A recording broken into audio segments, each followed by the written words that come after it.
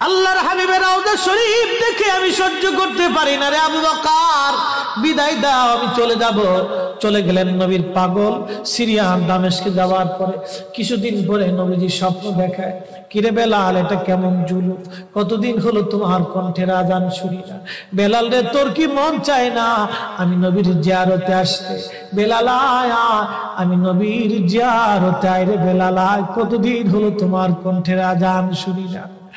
স্বপ্ন যখন নবীজি দেখাইছে, এ মুসলমান, হযরতে বেলাল সুদূর সিরিয়ার দামেস্ক থেকে পাগলের মতো দৌড়াইলেন, পাগলের মতো ছুটে আসলেন। যখন মদিনাতে আসলেন তখন তাহাজ্জুদের সময় চলতেছিল। তাহাজ্জুদের সময় চলার সময় হযরত বেলাল রাদিয়াল্লাহু আনহু কাঠের জালি দিয়ে তখন রওজা শরীফ ঘিরে রাখা ছিল। ওই জালির পাশে বসে বসে জালির সঙ্গে মাথা ঠেকাইয়া নবীর পাগল বসে বসে গুনগুন গুনগুন করে কাঁদে আর বলে, হুজুর, আপনি আসতে বলেছিলেন, গোলাম এসে হাজির হয়েছে।